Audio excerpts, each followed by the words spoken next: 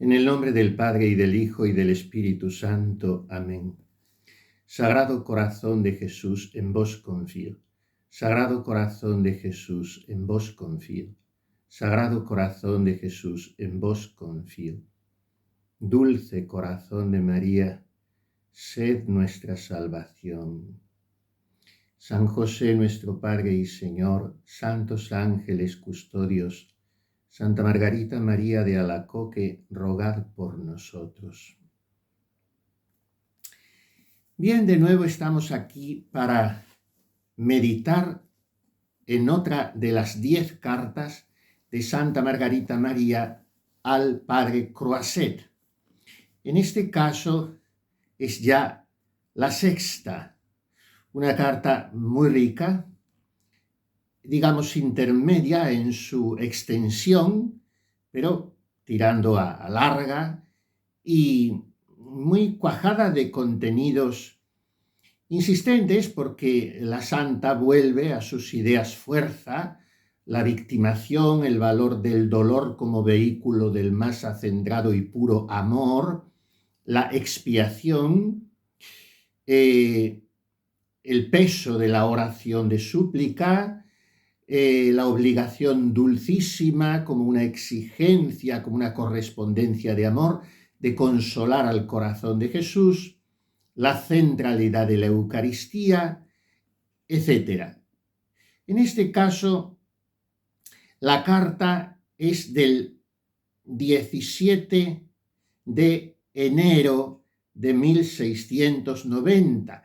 Se ignora de dónde procede un error tan notorio como que lleve la fecha del 17 de julio, pero no salen las cuentas porque la santa en su carta se refiere a la próxima primera misa del padre, hasta entonces hermano jesuita, Croiset, y este cantemisa fue el 23 de marzo.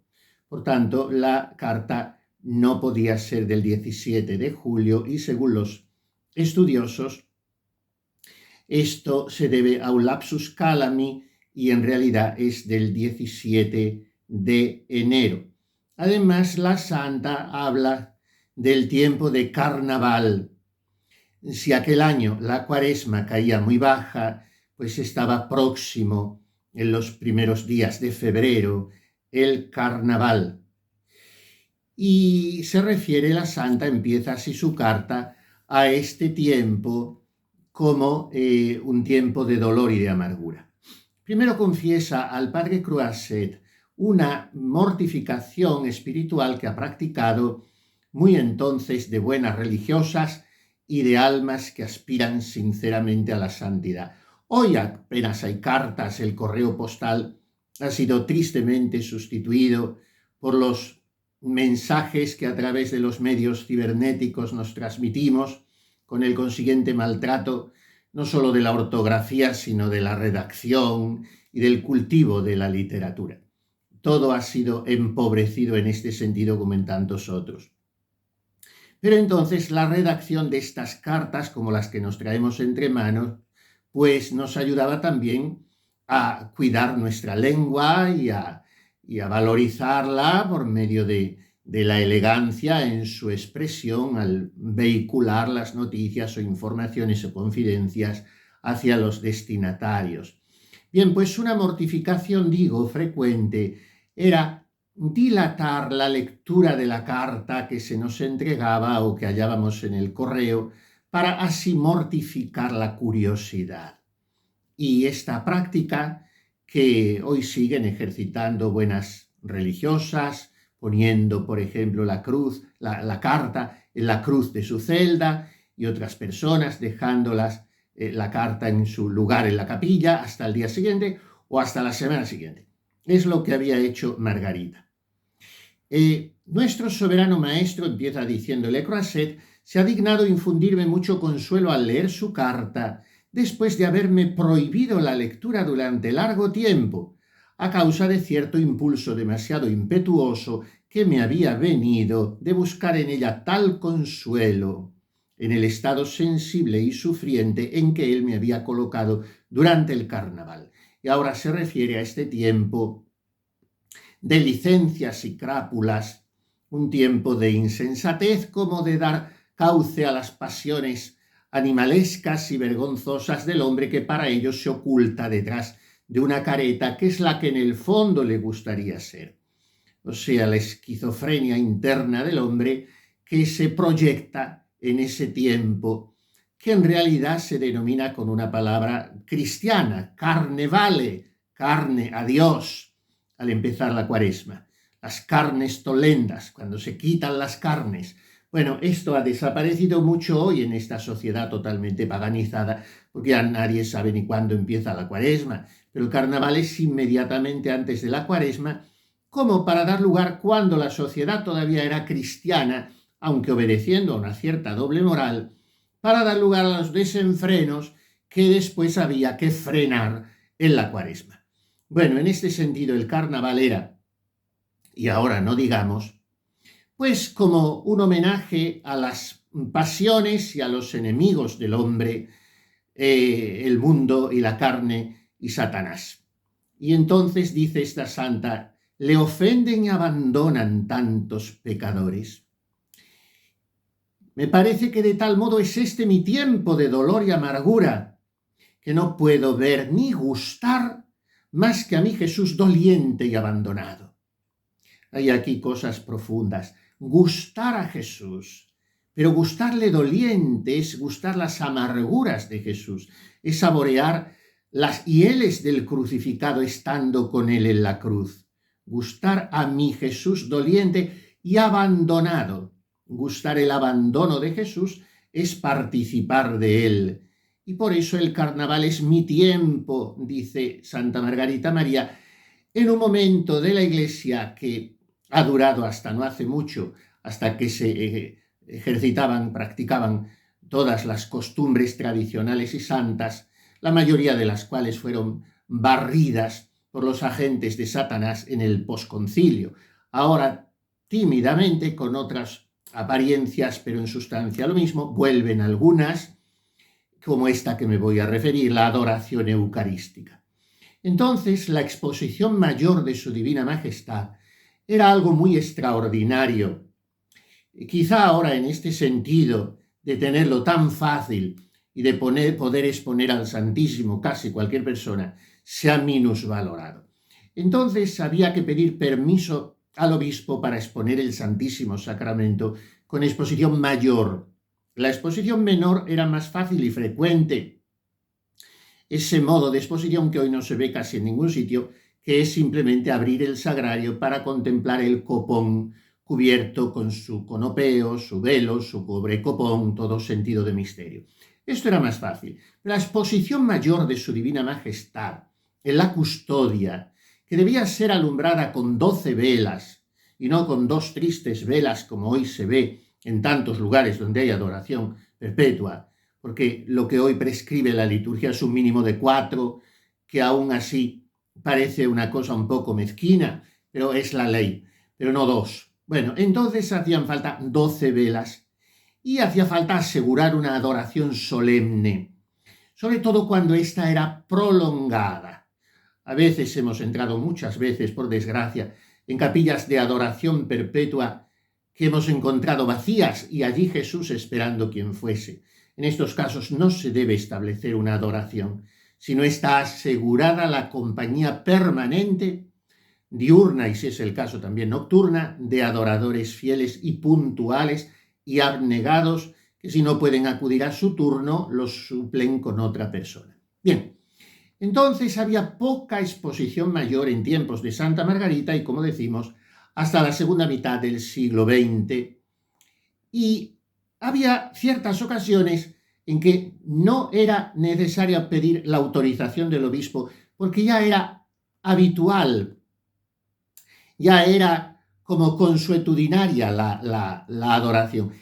Y una de esas ocasiones era el triduo de carnaval, o sea, los 3 días previos a la Cuaresma. Domingo de quincuagésima y lunes y martes de carnaval, que así se llamaban, para tener una preparación espiritual para el miércoles de ceniza y para dedicar esos 3 días a desagraviar Bien, pues en este ambiente está hablando Margarita, en ambiente de carnaval, y dice que se siente como una víctima culpable y que no puede hacer más que sacrificarse como una hostia de inmolación. Como decimos, es una idea muy querida para ella. Hostia y víctima, inmolación, todo es lo mismo. Con tal de que él se contente, esto solo me basta. Ha sido la máxima aspiración de los santos, no su propio contento o felicidad, sino la gloria de Dios. Gloria, Patri et Filio et Spiritui Sancto. La belleza, la grandeza, la perfección, la infinita bienaventuranza de Dios en sí mismo. En este sentido, Santa María Micaela del Santísimo Sacramento repetía a Jesús en el sagrario: cuando tú estás contento, yo me vuelvo loca. A Margarita le hacía, al gustar a ese Jesús doliente, le hacía bien identificarse, mejor dicho, la identificaba él mismo, con su palabra en Getsemaní: mi alma está triste hasta la muerte, y con su palabra, cuarta palabra, en el Calvario, en la cruz: Dios mío, ¿por qué me has abandonado? A esto añadía ella su oración de intercesión, apropiándose de la primera palabra de Cristo en el Gólgota: Padre mío, perdónalos. Cuanto más sufro, sigue diciendo, más sedienta me siento de sufrir. Hay que tener cierta cautela al acercarse a estas afirmaciones de Margarita para no entenderlas como una obsesión dolorista, como algo negativo que valora el sufrir por el sufrir. No es así. Ella ha entendido que el sufrimiento es la máxima expresión de identificación con Cristo, de unión con su corazón. Y esto es lo único que le interesa. Pero no puede llevar a paciencia estar ella gozando si Él ha vivido por nosotros sufriendo. Puesto que Él es el único al que quiero, ¿qué me importa que sea en medio de la consolación o de la aflicción? Porque después de haber expresado ese afán de sufrir, ha aquilatado un poco de su pensamiento y ha dicho: pero en realidad yo me contento con abandonarme y someterme, dejándole el cuidado de hacerlo todo en mí. Después se pone a litigar un poquito con el padre Croisset, porque le venía insistiendo el buen jesuita, a punto de ordenarse de misa y de escribir ese libro de meditaciones sobre el Sagrado Corazón, hacer alusión a las gracias de Margarita, y ella le dice: ¿pero qué me dice de escribir eso en su libro? No es el momento, cualquiera que sea la razón que me pudiera alegar, a menos que mi Señor Jesucristo le haya dado a conocer que esta es su voluntad, y me cuesta creer que quiere hacerlo así. No. Mire, si usted cree que referirme a mí, le viene a decir, va a dar más gloria al Señor, ¿sabe qué le digo yo? Que Él es bastante poderoso para suplir con su gracia y hacer producir a su libro los mismos efectos. Y luego le habla del retiro, otro escrito del padre, hoy San Claudio, de la Colombière, que se había publicado 6 años antes, en 1684, y se había leído en el refectorio de Paray-le-Monial mientras las monjas de la Visitación comían, como es costumbre en los monasterios. Entonces, la superiora no sabía que en ese libro del alma que se hablaba como destinataria de las gracias del Sagrado Corazón era de Santa Margarita María, porque no estaba su nombre, pero estaba ella. Ella, al oírlo en el refectorio, que tampoco lo sabía, quedó terriblemente confundida, y es que el padre La Colombière había escrito así en ese libro: he reconocido que Dios quiere servirse de mí, procurando el cumplimiento de sus deseos respecto a la devoción que ha sugerido a una persona, nuestra santa. a quien él se comunica muy confidencialmente y para lo cual, decía la Colombier, ha querido servirse de mi flaqueza. Ya la he inspirado a muchas personas en Inglaterra y he escrito a Francia a uno de mis amigos, rogándole que me dé a conocer su valor en el sitio en que se encuentra. Esta devoción será allí muy útil y el gran número de almas escogidas que hay en esa comunidad me hace creer que el practicarla en dicha santa casa será muy agradable a Dios. Habiéndose pues Dios descubierto a la persona, que hay motivo para creer que es persona según su corazón por las grandes gracias que le ha hecho, ella se me manifestó a mí y yo la obligué a poner por escrito lo que me había dicho. Y esto es lo que con mucho gusto he querido copiar de mi mano en el diario de mis retiros. Figurémonos el horror de Margarita al escuchar esta referencia tan directa, aunque velada, a su persona, ella que no tenía más deseo que el de desaparecer y ser humillada. Por eso advierte a Croisset, no se le ocurra hacer lo mismo que hizo hace 6 años el padre La Colombier. ¿Qué seguía diciendo San Claudio de La Colombier en esa página de su libro? Pues seguía diciendo así literalmente: estando, dice, esta santa alma delante del Santísimo Sacramento un día de su octava, ocasión en que también era costumbre que estuviera solemnemente expuesta a su divina majestad, la octava del Corpus Christi, tristemente hoy eliminada en la última reforma litúrgica tan perfectible, pues en la octava del Corpus estaba en muchas iglesias expuesto todo el día, o al menos un buen número de horas de la jornada, del jueves del Corpus Christi al viernes después de 8 días. Por eso Jesús dijo que ese viernes de la octava del Corpus fuese la fiesta del Sagrado Corazón. Hoy no lo hubiera podido decir porque no lo hubiera entendido nadie al haber sido, repito, muy lamentablemente eliminada la octava del Corpus Christi, como también incomprensiblemente la octava de Pentecostés. Pues estando esa alma santa ante el Santísimo Sacramento un día de su octava, dice ella: recibí de mi Dios gracias excesivas de su amor. Movida del deseo de corresponderle de algún modo y devolverle amor por amor, me dijo: no me puedes dar mayor prueba de amor que la de hacer lo que ya tantas veces te he pedido. Y descubriéndome su divino corazón, y esto nos suena mucho, he aquí este corazón que tanto ha amado a los hombres, que nada ha perdonado hasta agotarse y consumirse para demostrarle su amor, y en reconocimiento no recibo de la mayor parte más que ingratitudes por los desprecios, irreverencias, sacrilegios y frialdades que tienen para mí en este sacramento de amor. Pero lo que me es aún mucho más sensible es que son corazones que me están consagrados los que así me tratan. Por esto te pido que se dedique el primer viernes después de la octava del Santísimo Sacramento a una fiesta particular para honrar mi corazón, reparando su honor por medio de un acto público de desagravios y comulgando ese día para reparar las injurias que ha recibido mi corazón durante el tiempo que ha estado expuesto sobre los altares. Y yo te prometo que mi corazón se dilatará para derramar con abundancia las influencias de su divino amor sobre los que le rindan este honor. Pero, Señor mío, ¿a quién os dirigís? ¿A una criatura tan frágil y pobre pecadora que su misma indignidad sería capaz de impedir el cumplimiento de vuestros designios? Vos, que tenéis tantas almas generosas para ejecutar vuestros planes.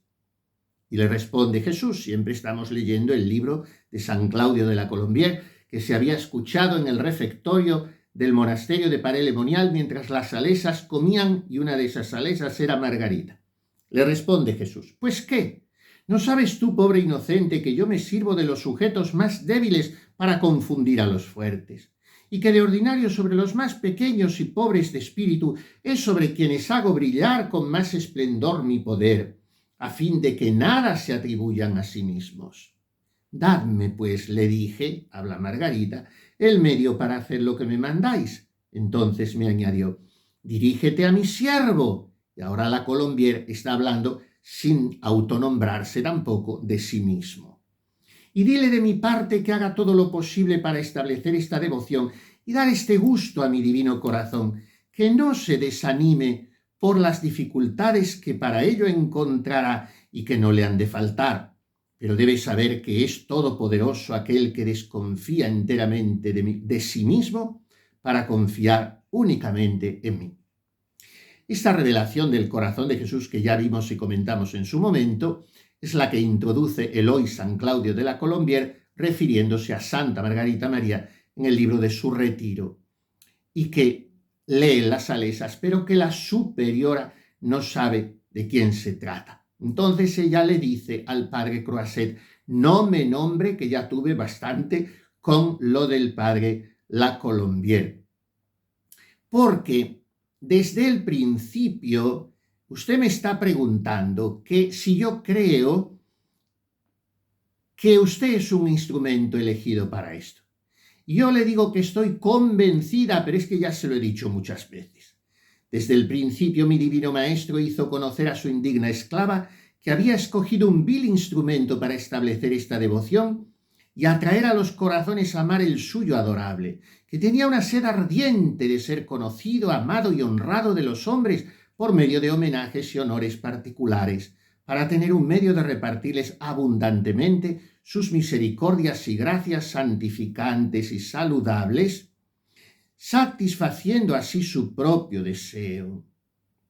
Y como yo le representase la cosa tan imposible de mi parte, entonces él me dijo que siendo todopoderoso podía hacer cuanto quisiera y que no quería servirse en esto del poder humano, sino de la suavidad de su amor, que no temiese nada, que él supliría todo lo que faltara de mi parte y que para este fin se había escogido cierto número de verdaderos amigos que me daría a mí a conocer.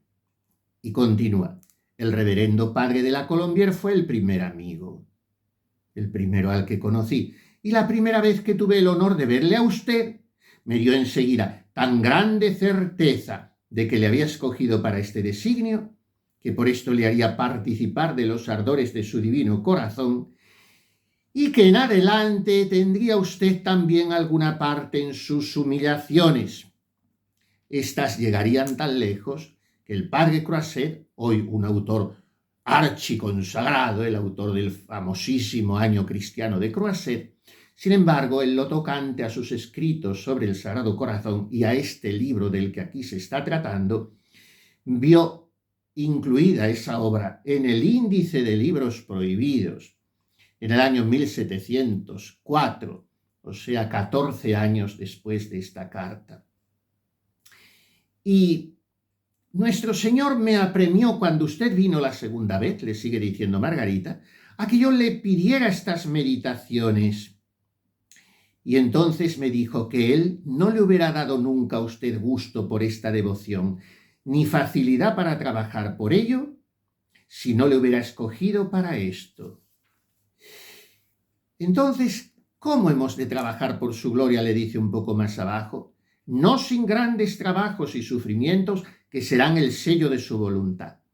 Pero él quiere de nosotros una gran confianza en él, apoyo en su amor y total olvido y desconfianza de nosotros mismos, recibiendo y esperándolo todo de su adorable corazón. Que a veces siente usted su corazón turbado. No se preocupe, es el demonio que quiere tentarle, pero él no impedirá a Jesús que haga en su alma un trono de su paz. No tema por el futuro, que eso no agrada nada a Jesús, que es un obstáculo a sus designios. Abrace amorosamente lo más enojoso y humillante, y aparte enseguida el pensamiento del temor, echándose a refugiarse en el Sagrado Corazón de Jesús. Dejemos el futuro a su providencia. Estoy extractando de párrafos más largos los consejos concretos. Dejemos el futuro a su providencia y seamos fieles en el momento presente. Todo está bien para un corazón amante. Pero al mismo tiempo Margarita se da cuenta de que su corresponsal es todavía bastante novato en los caminos de la mística y entonces le insiste una vez y otra en que lo imprescindible es morir a sí mismo, desligarse de los propios intereses y perderse en el amor puro de Jesús. Y se atreve a añadirle: no sé si podrá comprender lo que quiero decirle, pero mire, usted va a cantar misa, su primera misa, en el mes de marzo. Yo le voy a acompañar en espíritu al altar. De hecho, ya comulgo y oigo misa cada día su intención. Y ahora añade algo que nos consuela mucho a los que nos cuesta la oración vocal. Y le dice: en cuanto a otras oraciones, aparte de la misa, fíjense la grandeza y la exclusividad, podríamos decir, de la misa. En cuanto a otras oraciones, apenas hago fuera de lo obligado más que rezar el rosario, el cual rezo con tan poca devoción y tanto trabajo que a veces me quedo como pasmada. Me falta la palabra para proseguirlo, haciéndome impotente, mi divino maestro, para la oración vocal.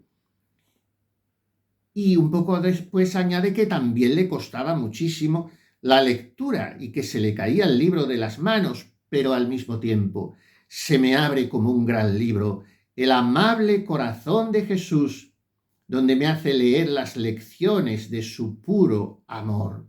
Jamás ha habido un director tan bueno, porque al enseñar proporciona los medios de hacer lo que enseña, o bien lo hace él mismo.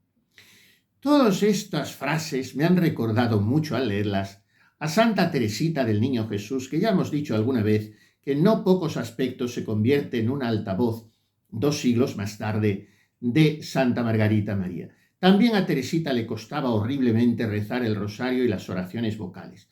También a Teresita se le caían de las manos los libros piadosos y solo la consolaba el Evangelio.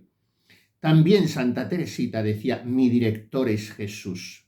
Nadie ha entendido mi alma como Él, y Él me enseña en el silencio y en la oscuridad. Además, Margarita, como buena religiosa, contemplativa, claustral, confiesa que siente una aversión extraordinaria a ir al locutorio y a escribir cartas, porque Jesús se ha apoderado de todas las potencias de su alma. Y añade en esta carta, que ya vamos terminando, al padre Croiset, que no tema decirle todo lo que él le dé a conocer de reprensible en su modo de conducirse. Pero en cuanto a sus deseos de que yo continúe hablándole de las gracias del Sagrado Corazón, yo guardaré silencio en adelante sobre este punto. Y así ella se detuvo en el año 1675 y nunca contará a Croiset la gran promesa, la gran revelación de junio de ese año 1675 que Croiset tuvo que conocer por el retiro de Londres, que ya hemos visto, del padre de la Colombière. ¿Dónde entonces cuenta esta gracia de la gran revelación Santa Margarita María? Un año después de esta carta, mejor dicho, 5 años antes de esta carta, lo había contado en su autobiografía en 1685. No le hablaré, le dice a Croiset, porque sé que usted tendría intención de publicarlo en su libro. Y mire, no tarde más en publicar ese libro, porque el Señor lo quiere de usted. Y además el Espíritu Santo es enemigo de tardanzas. Y si lo retrasa, temo que retire de usted las gracias que le tenía destinadas y se las dé a otro. Esto es una doctrina que se olvida hoy de predicar como tantas otras. Cuando somos infieles a las gracias del Señor o cuando retrasamos demasiado su cumplimiento, Él nos las retira para que escarmentemos un poco. San Ambrosio, en su comentario al Evangelio de San Lucas, refiriéndose a que María se puso en camino a la montaña para asistir a su prima Isabel con festinazione, con prisa, dice el evangelista, el doctor de Milán comenta: la dilación es enemiga de la gracia del Espíritu Santo. La tardanza no se compadece con la obediencia. Bien, el Sagrado Corazón, le dice a Croisset Margarita, le hará un gran santo, pero le santificará a su manera, de él y no a la de usted. Por tanto, déjele obrar mirándole a él siempre para glorificarle en su anonadamiento, y él le mirará para purificarle, santificándole. Luego se refiere a varias intenciones que le ha encomendado Croisset de personas, y ella le recomienda que comulgue 5 viernes en honor del Sagrado Corazón por un joven religioso también, etc. Y termina esta carta diciendo que el corazón de Jesús le ha dicho muchas veces: si supieras lo sediento que estoy de hacerme amar por los hombres, no perderías medio alguno para ello. Tengo sed, me abrazo en deseos de ser amado. Pero acaba diciéndole: yo estoy contenta, porque para que Él sea amado y conocido, Él me ha prometido que me enviará a los que tiene destinados para ello. Uno es usted, pero yo le suplico, vuelve a insistirle en esta carta, que es con este objetivo fundamental, yo le suplico que no haga mención alguna de mí, ni de palabra, ni por escrito. No me cause este tormento, sino pida por mí. Ahora, en cuanto a lo que me dice de que dirá por mí tantas misas cuantas yo quisiere, no puedo expresarle mi reconocimiento, pero de mi parte solo tengo impotencia y pobreza.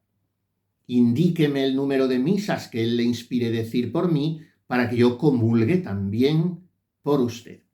Así termina esta carta con esa abreviatura tan usada entre las salesas, DSB, Dieu soit bénit, Dios sea bendito. Y así terminamos nosotros. Que Dios sea bendito en el corazón adorable de nuestro amabilísimo Salvador, nuestro dulce Jesús, que sea siempre nuestro amparo, nuestro refugio, nuestro modelo, nuestra alegría y nuestro todo.